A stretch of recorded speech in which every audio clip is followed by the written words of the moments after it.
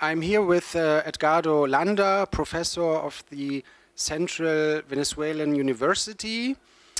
In order to describe the development strategies of many of the South American countries, you use the term new extractivism. What does this term mean?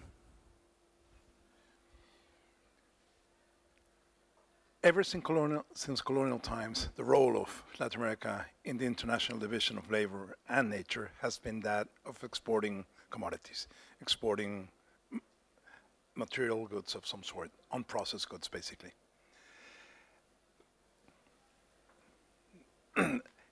In the struggles that led to the defeat of neoliberalism in its military or civil representation in Latin American governments, the notion of alternatives to development, alternatives to extractivism, alternatives to this mode of insertion in the international division of labor and nature was very important.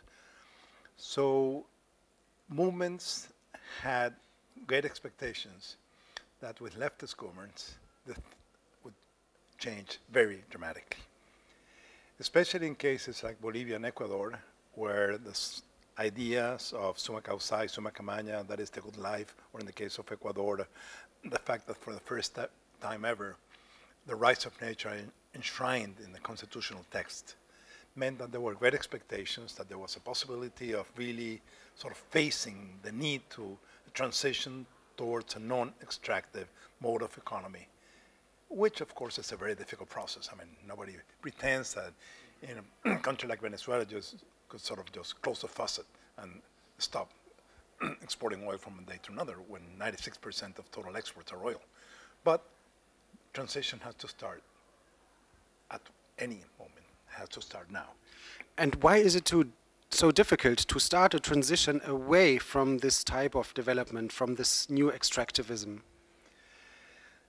The fact is that the content of the constitutions, and say in the case of Ecuador and Bolivia, were sort of a moment of consensus in society that led to the possibility of approving this text in very democratic ways. I mean, you had popular elections of the Constitutional Assembly, and then you had a referendum to decide whether to approve or not, and it got backing by a high proportion of the population.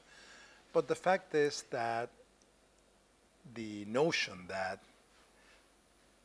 the society's culture as a whole had transformed, and that people's expectations in their notion of what nature is and the notion of living in harmony with Mother Nature, et cetera, that had transformed for the society as a whole was just an expectancy that didn't have much to do with reality. As it is, the governments still have a very sort of notion of progress and notion of development that is very based on the notion of exploring resources. These governments are also faced with very diverse demands. Sure, I mean, didn't this new extractivism be quite helpful to get people out of poverty? It's been the case in all the sort of progressive or leftist governments that an increase in government revenue as a consequence of the nationalization of corporations and related to national resources has led to a very significant increase in social expenditure, in health, in education, in housing, in food, in social security, in access to isolated communities. I mean, that's obviously the case. But the thing is that in the world today, we have to face the fact that this mode of development, this notion of progress and continued economic growth is simply not possible. We have to face the need to a transition to an alternative way of life. And we can't just continue pretending that the levels of consumption of the North are sort of the model that's going to be achieved by the rest of the world, because that's simply not possible. I mean, that can be seen clearly in the case of China. I mean, the mode of development that's growing in China is just, I mean, just devastating China and the world. So the need for this transformation is extremely difficult. It poses very extreme challenges. These governments are faced by demands by all sectors of society, especially, say, the poor urban sectors that feel that they have a right to have access to the resources of their countries in terms of the things that they haven't had before. Remember that before this leftist or progressive governments were in power, we had in most of the continent 3 decades of neoliberalism, which meant that the states were basically dismantled to a great extent, and job security and rights and inequality increased immensely. So, I mean, there's a backup demand that's very important, it's there. But at the same time, if you want to transform society and build an alternative to capitalist society, it has to be an alternative to the modes of production and the modes of consumption of capitalist society. And this has, unfortunately, not been the case.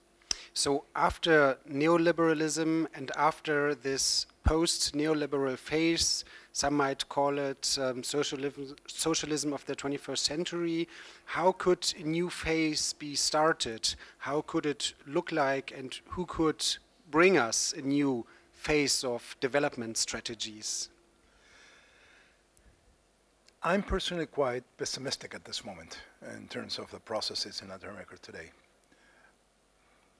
Among other things, because dialogues between movements and organizations that are demanding a transformation in the direction of the good life, with all its implications, and the more sort of orthodox members of government that see development and getting out of poverty as the priority, have gotten to a point where dialogue is broken. And that's a very serious problem, because we have to realize that, in a sense, there's a search for a societal transformation, that the different projects in this process are not necessarily compatible, but they have to manage to work together in some way, because otherwise the threat is that these processes will be defeated and the neoliberal right will come back to power.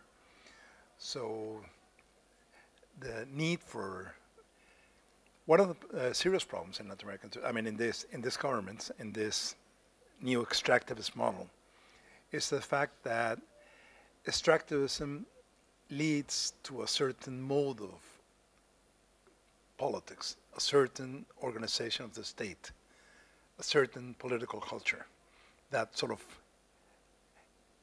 depends on the state. And that makes it very difficult for the organized, autonomous, grassroots level alternatives. So there's a democratic lack in this process due to the fact that there's so much dependence on the extractive activities. So the democracy issue and the extractive issue are not separate issues. I mean, extractivism makes democracy very difficult. Thanks a lot, Edgardo Landa.